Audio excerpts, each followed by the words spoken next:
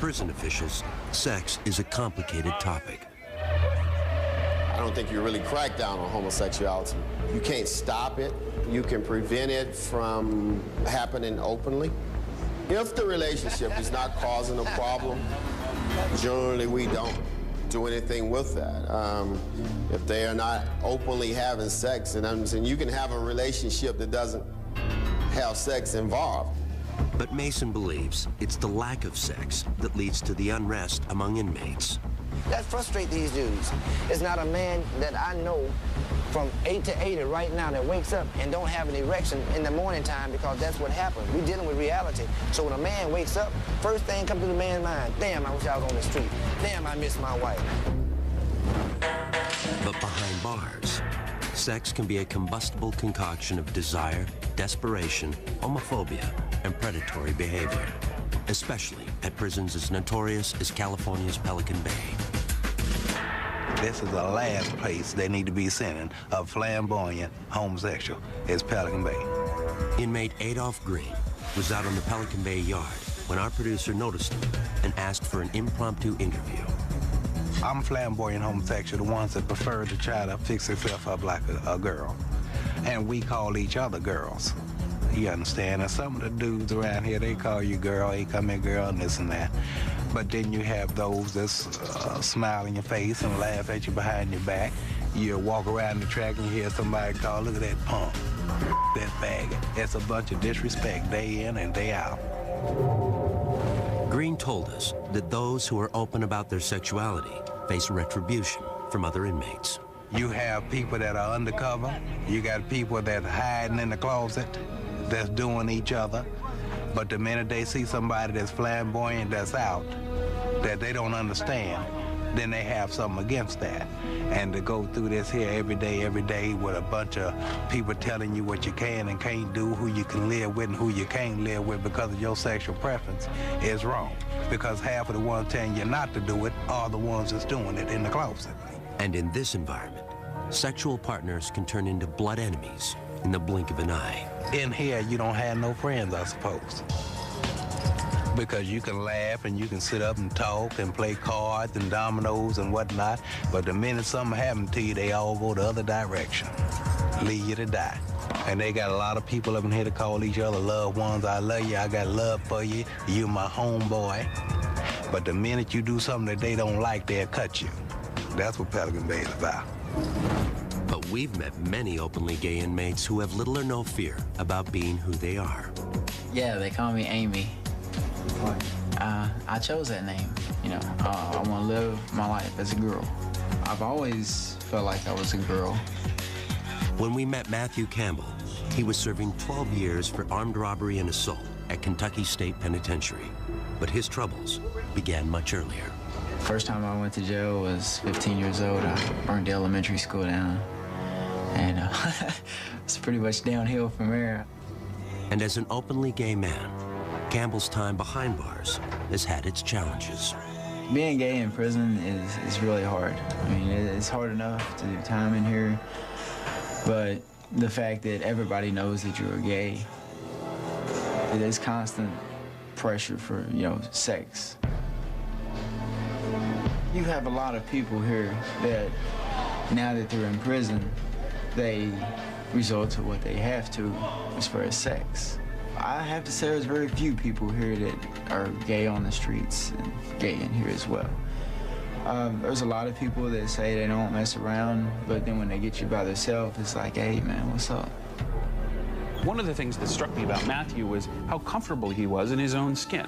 I mean, here's an openly gay inmate in a southern prison, and he didn't have any problems with it. But when we went out to the yard to try and get some B-roll of Matthew playing backgammon, it became clear that a lot of the other inmates did have a problem with him being openly gay. Come on, shorty. Some people just were avoiding him, and he was actually calling out to them. Are you scared? And it wasn't until the cameras went away and we backed off a little bit that people were willing to come up and get involved in a game with him. In spite of the hardships, Campbell told our producer that prison has played an essential role in his life. If I hadn't came to prison, I would have probably ended up dead.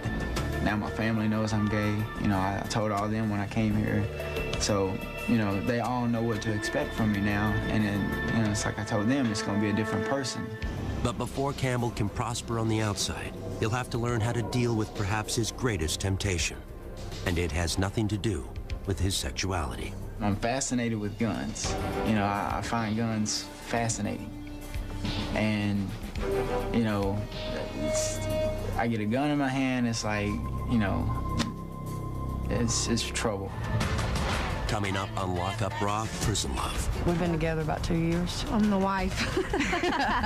They're not only lovers, they're loan sharks. Mostly everybody in here has some type of hustle. And later, the unique complications of a wedding behind bars. You get the ring to put on your hand. Oh my God, the best ring. Get the wedding started.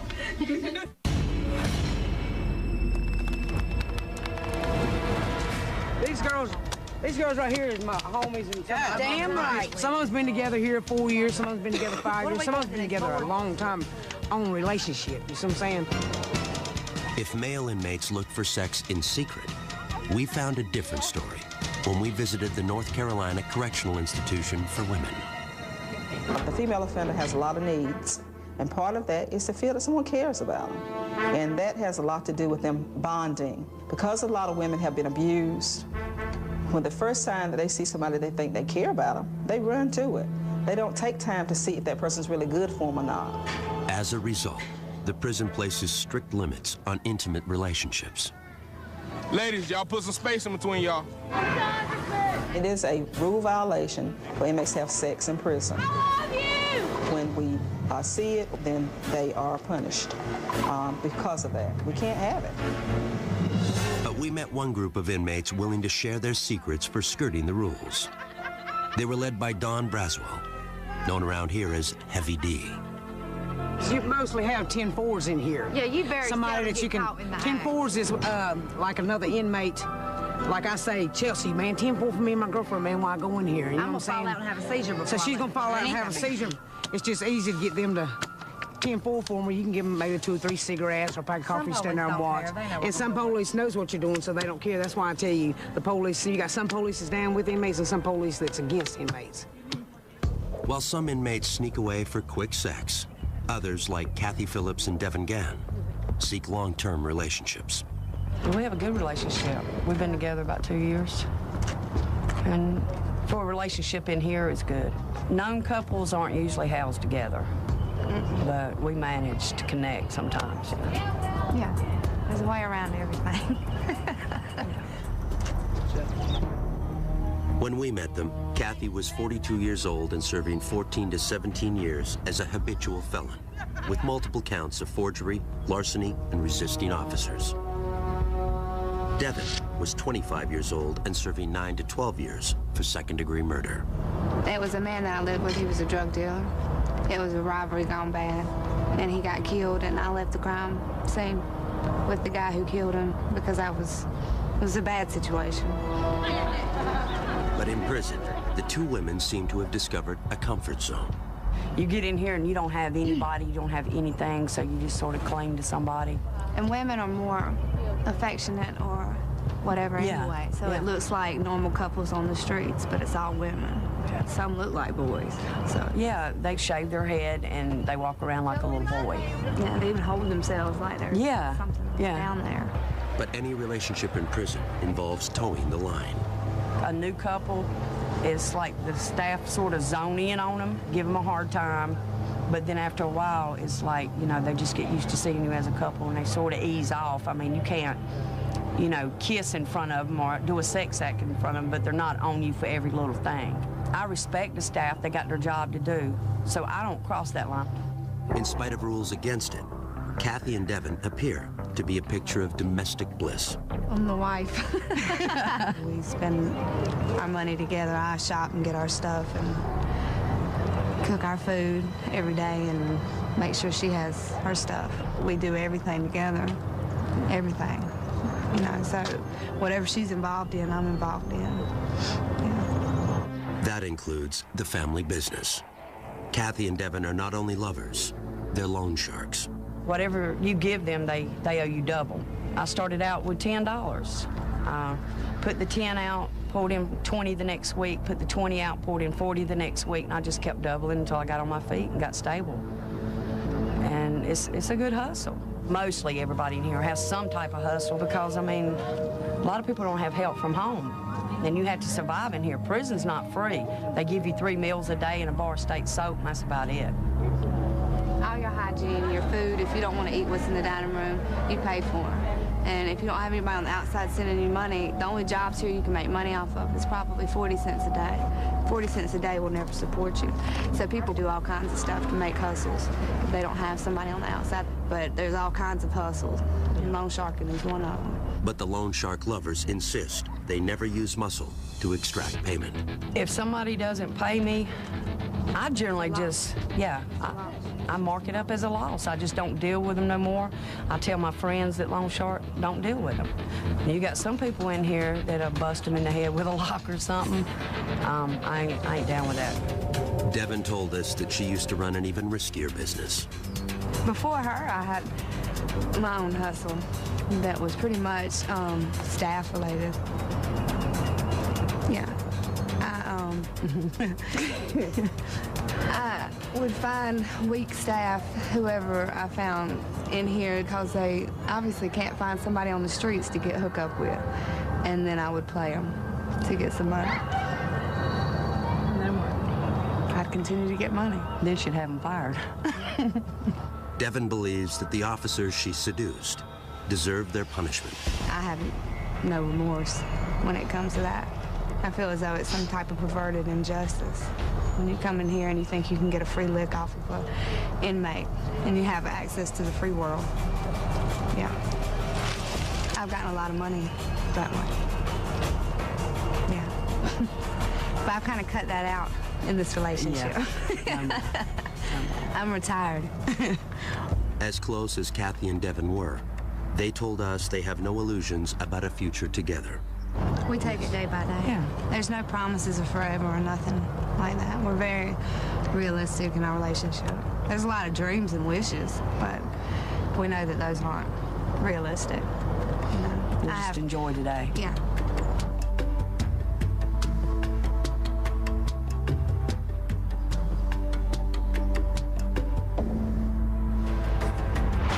Next on Lock Up Raw, Prison Love. I, Raul, take thee, Leticia. I, Raul, take thee, Leticia. Exchanging vows when the groom is locked up. And later, when visitation includes sex, emotions run high. We're gonna go ahead and let you take one of these things. I need both of those. You can't tell me that I can't use my personal hygiene for my body. I need both of those. Raul and Leticia. Today is a very special day for both of you, because today marks the beginning of your new lives together as one. Under the best of circumstances, marriage can be challenging, even more so when it begins behind the walls of one of the nation's most dangerous maximum security prisons. Yeah, I can't even touch her or nothing, so you can't even consummate the marriage. The groom, Raul Vidal, has been in California's Pelican Bay State Prison since age 18. I was involved in gang, and then street gang, you know, drugs, violence, all that. We got into a shootout. There were 6 guys in the car they said I shot at. They were hit and all that, so they gave me 6 life terms for that.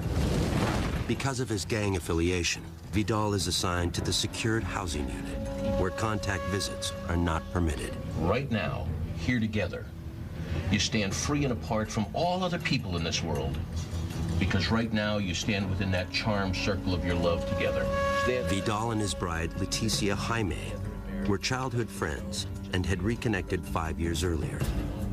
Though it's unlikely Vidal will ever be free, Leticia agreed to marry him anyway. Her son, Ruben, stood in as best man. He has a ring to put on your hand. Okay. Oh my God, the dog ring. Get the wedding ring. She seen me, the person inside, that I'm a human being. She opened up her house, her heart. She gave me her family. I, Raul, take thee, Leticia. I, Raul, take thee, Leticia. To be my wedded wife. To be my wedded wife. To have and to hold from this day forward. To have and to hold to this day forward. I'm the black sheep of my family. I'm the only one that ever been in prison. I, Leticia, take the Raul To be my wedded husband. to be my wedded husband, To have and to hold from this day forward. to have and to hold for this day forward. I just been thinking about the sacrifice she made, you know, how much she loves me to do something like that. As you take this ring and place it on her hand, Raul, will you repeat after me? I give you this ring. I give you this ring. As a symbol and commitment in marriage. She knows that the possibility of getting out are slim to none. And she accepted that. This is the first day of the rest of your lives together. And we would all hope that tomorrow would be even happier. You may kiss your lovely bride. Though there will be no reception or first dance for this couple, the odds aren't totally against them. According to one study, unions in which one partner is incarcerated are less likely to end in divorce than a conventional marriage. But it gives me the hope, it gives me to feel love. She's just a friend, I'm a friend, and you know, we just got married, so to show love for each other.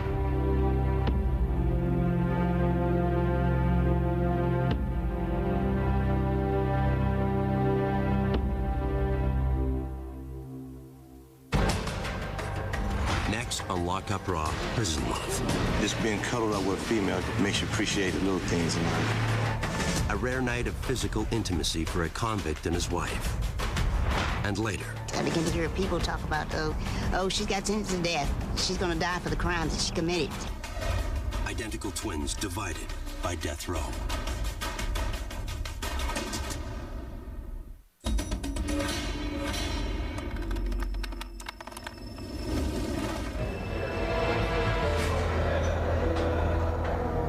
Prison inmates don't have a lot to look forward to, so visitations are a big deal. For some of these inmates, you know, they haven't seen a child or a wife or a parent in years, so it's a very dramatic time when they come to visit them. And in lockup, these visitations have provided some of the most compelling moments in the series. And few visitations provide as much drama as conjugal visits, when an inmate is allowed an overnight stay with his spouse. Makes you appreciate the little things in life. When we met Ron Golden at California's Kern Valley State Prison, he was serving a 22-year sentence for armed robbery and assaults on correctional staff. He claimed that his recent marriage to a childhood friend helped turn him around. Before I was married, I was always in a lot of fist fights and riots or whatever, in and out of hole. Golden's improved behavior earned him the right to a 46-hour conjugal visit with his wife in one of the prison's family cottages. But before the visit begins, Hope Golden must pass through security. Do you have your ID? It's in here. Right. Can you get it for me? It's inside in an envelope. Where do you get it from? Okay. When Ron's wife, Hope, showed up, we thought we'd just get shots of her being processed, coming through the metal detector, opening her bag, getting shots of her and the CO there going through her things. Then it turned into a bit of a scene. Okay, baby oils can't go in either. That wasn't on the list. That's a lubricant. Like, this isn't factory sealed, it can't go in. Everything has to be factory sealed. And this is not in a clear bottle, and it's unopened, and it contains alcohol in it. Everything that is made like that has alcohol in it. Anything that contains alcohol, it specifies in the rules. Everything just about has alcohol in it. It appeared that some of the things that she was bringing in were not allowed, and Hope was not very happy about that. So as things were being pulled out of her bag, Hope started to get a little angry. We're gonna go ahead and let you take one of these in. I need both of those. You can't tell me that I can't use my personal hygiene for my body. I need both of those.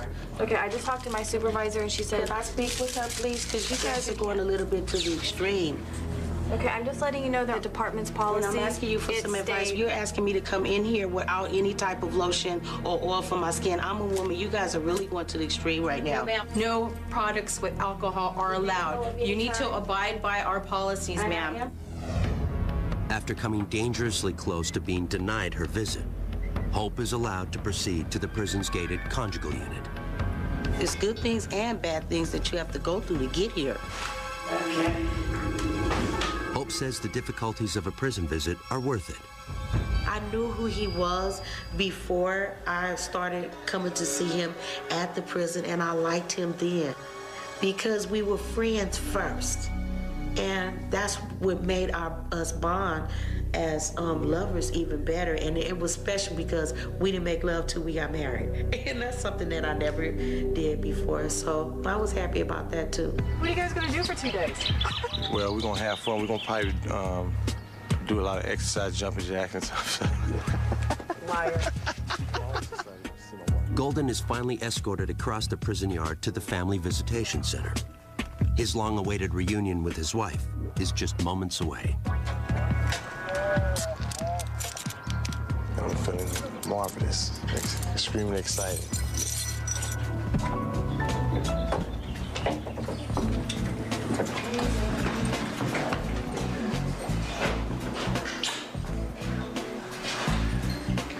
You nervous? Mm-hmm. I know, we ain't used to this. You know, sometimes when a camera is in the room, people are not going to act naturally. And Ron and Hope both knew that we would be there for the beginning of the conjugal visit, certainly not during any part of the conjugal visit. Oh, the crew was real nice, very pleasant. But as I stood to the back of the room to get kind of a wide shot, I could hear them talking, saying, "Is he gone yet? Is he gone yet?" They just wanted me out. But visitation is also bittersweet. Our crew saw how much so at Indiana State Prison when the family of inmate Jerry Bonds arrived for their first visit in months. To be honest, I grew up with a two-parent, middle-class home. You know, my brother and, you know, my older brother, and they all graduated from college. You know, I just happened to just go down the wrong road with selling drugs and ripping around in the streets. Bonds is serving 85 years for robbing a liquor store and killing the owner. I had two daughters at the time, and my girlfriend at the time, she was pregnant with my son, so she was too much pregnant when I got locked up. That child, Bonds' son Eddie, was 8 when we shot at Indiana. Even though he had never lived with his father, Eddie was missing him nonetheless. He actually shot a person, and he didn't mean to, but when I see him again, I want to live with him and be with him together so we can go to the park and the museum. His youngest son cries sometimes because he doesn't have his father around. And there's some things that he really needs to be in his life for. But Bonds has had a tough time following the rules in prison as well. His last infraction was for attempting to intimidate an officer. That, along with 3 urine tests that proved positive for marijuana, has cost Bonds visitation privileges with his family. He had only recently gotten them back, but with restrictions. So right now I'm on non-contact status. It's like through the phone and the glass. How did you react when your son told you that he wasn't going to have contact visits anymore? Well, I was upset at first, and I even threatened him to not even bring his kids up here, you know. And I was very upset with him. Matter of fact, I was so upset with him I couldn't think straight. Bonds acknowledged that his actions, both in and out of prison, don't set the best example for his children. And it's like, how can I tell you guys to be good and do good in school and stay out of trouble? And every time you come and see me, I'm on restriction from visits, or I can't have visits because I'm in trouble. And they're like, well, you're kind of a hypocrite, Dad. You know, you're telling me to be good, but you're not being good. Our crew caught up with Bonds shortly before his first visit with his children and parents in months. Your clothes are pressed, your boobs look like shiny new. You want to look kind of spit because it is a special day. You know, because your family do come, they came from so far. It puts a smile on their face and see, okay, you are doing okay. You know, because they worry about me in here. But first, Bonds would need to pass pre-visitation security measures, starting with his freshly pressed clothes. All right, do me a favor, go ahead and completely disrobe. Despite the fact that he will not have physical contact, Bonds, like every other Indiana inmate, is strip searched prior to visitation.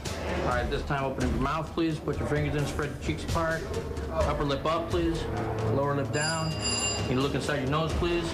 Authorities must ensure that inmates are not attempting to pass contraband to the outside. Turn back around, squat, cough.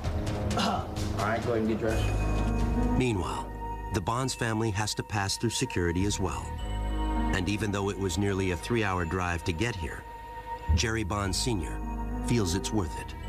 When a person is down, you really have to be there for them, you know? So what we try to relay back to Jerry is that we hope you get out of here sometime soon. And then when you do get out, you know, to pick up where you left off and show these kids that they're not just coming up here for, you know, nothing at all. I'm just anxious, man. I want to see him so bad. I wish I could touch him and hug him, but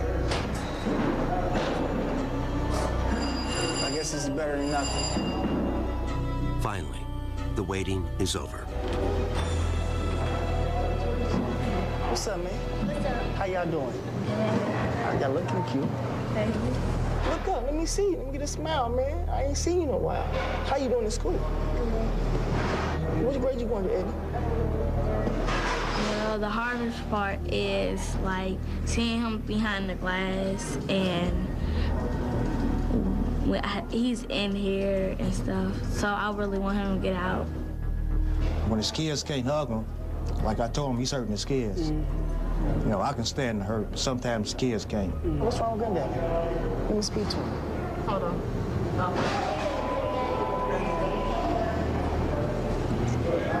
What's going on, man? Hey, what's happening, Dad? How you doing?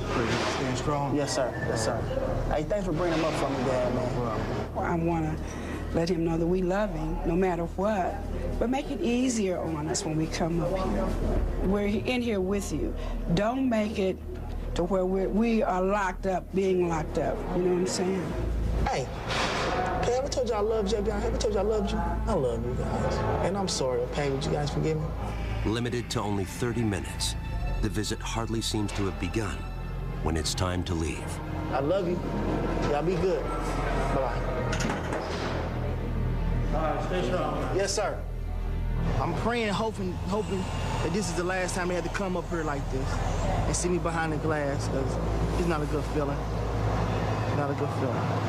I just feel about when I don't see him anymore, I get sad, and when I see him, I get happy. I want him to be here, and then I don't want him to be here. I want him to like learn his lesson while he's here, so that when he comes home, he knows right from wrong and know what to do and know what not to do. As a mother, I'd like to just touch him and are you okay? I want to give him a hug. And I haven't been able to do that, but I know one day I will. Coming up on Lock Up Raw, Prison Love. I love him to death. I'd do anything for Brad, anything, short of killing somebody again. The family bonds that lead to murder, and later.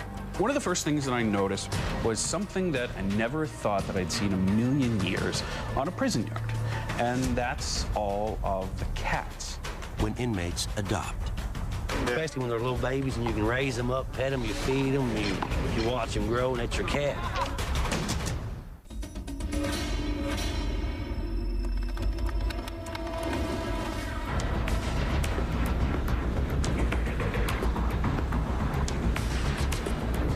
The bond one inmate might develop with another is often the only thing that helps them survive the bleak existence of a life behind bars. In some cases, those bonds have existed their entire lives. Over the years, lockup crews have discovered a surprising number of family members serving time together. But few have ever had to face the difficult circumstances that confronted Yvette and Doris Gay.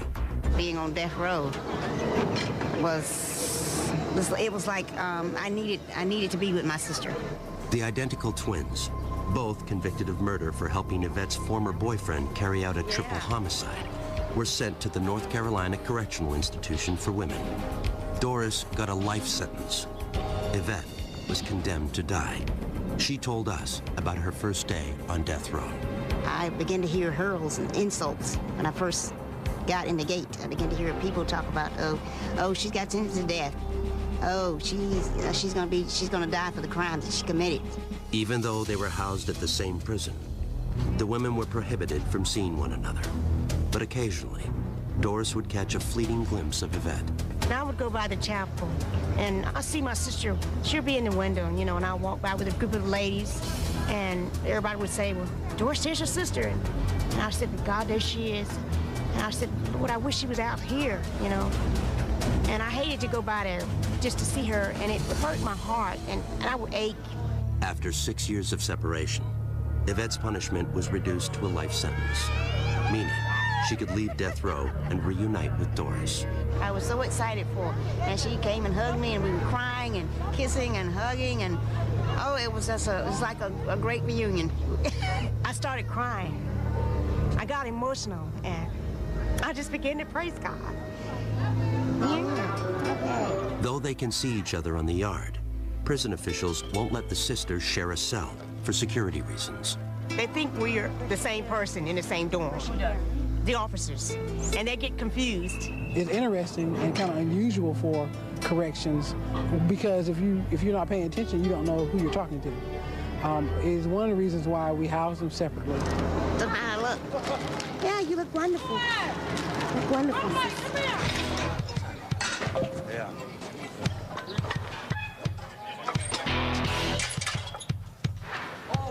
That's my only brother. We're really close, we're really tight. We eat together, we live together, we work together.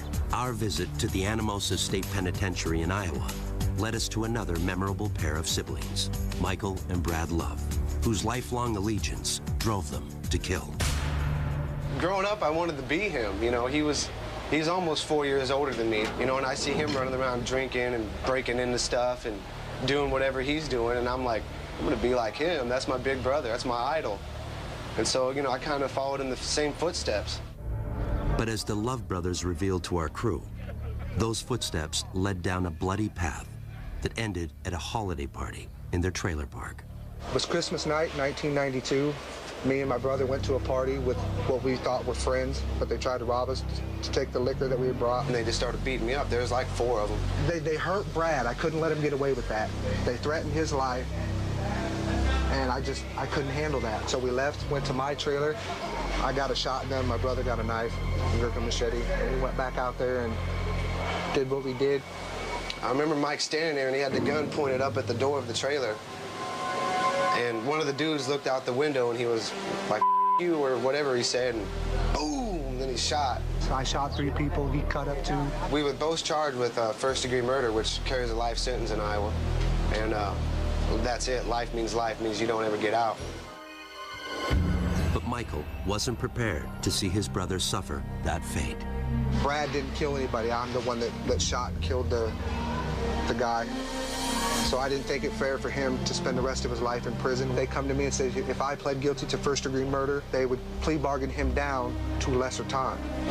So he plea bargained down to 125 years, which to me that's still excessive, but it's better than a life sentence. He gets to go home where I'll probably end up dying in prison. How does that make you feel?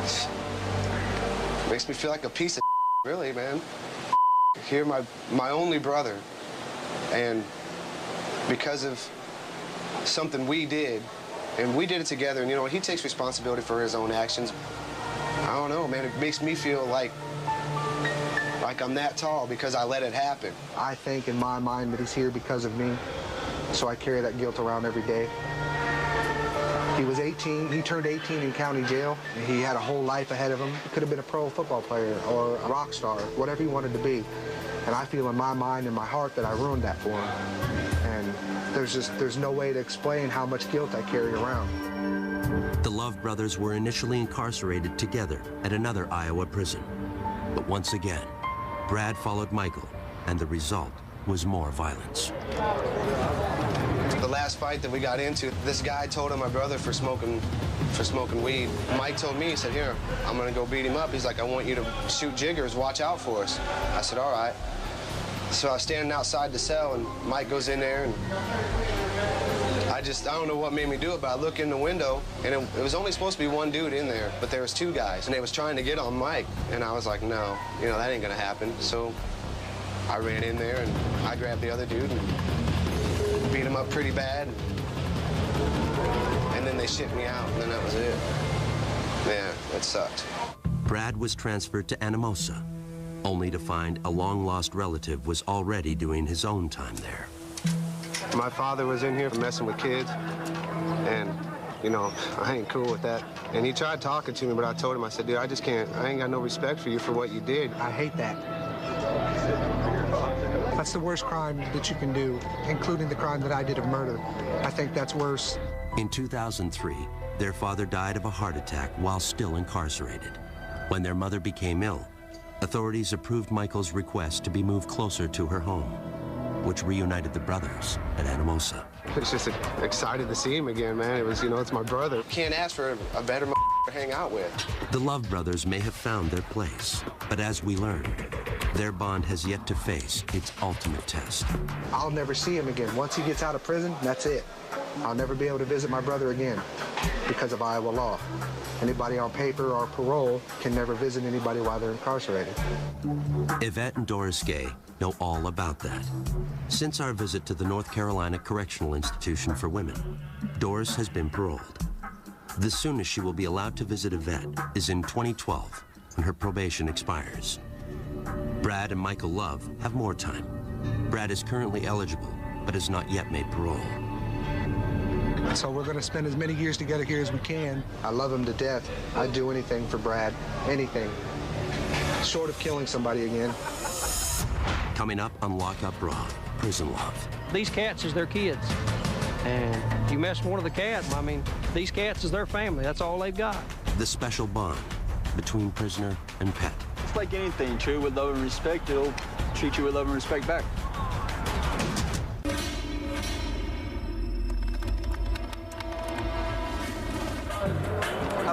The social center of almost every prison is the yard. It's the rare space where inmates socialize, exercise, and occasionally fight to the death. But lockup crews have found that on some yards, even at dangerous maximum security institutions, inmates have found something to fill their hearts with love and nurturing, just not for each other. This is Bane. This is my buddy cousin, Ted.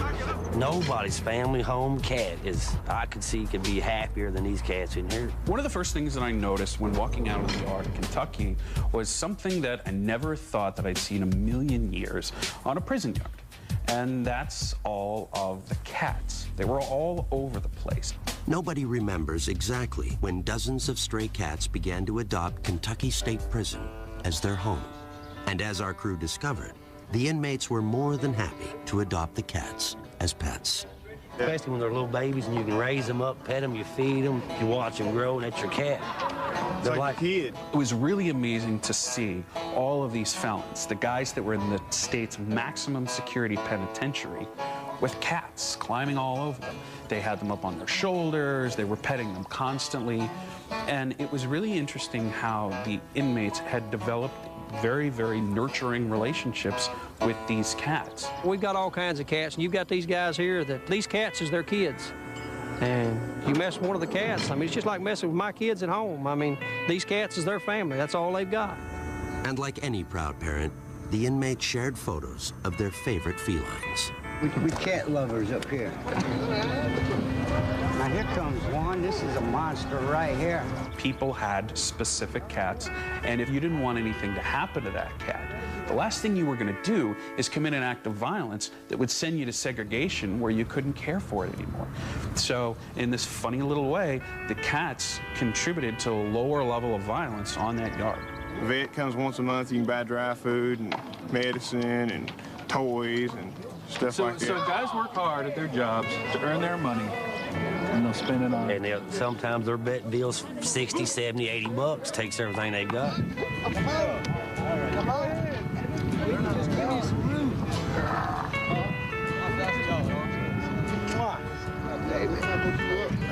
Red, I wish you cats would get together and get rid of some of these rats we got running around this yard. Don't like rats, remember?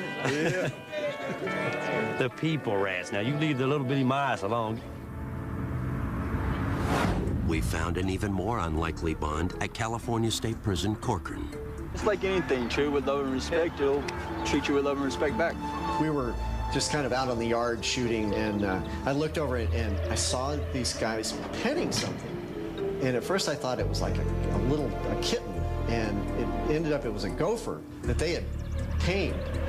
We shampoo them, give them a little bath so they don't bring the dirt mites in and play with them and let them run around our cells, feed them apples, lettuce, take care of them, and they're good little pets. It's like the best companion I've ever had. A lot of the guys that we ran into have probably never had anybody, to love, or anything or anybody to love them. And, when you run into somebody who is, adopted a gopher and it gives him some sort of outlet for affection, it's got to be a good thing.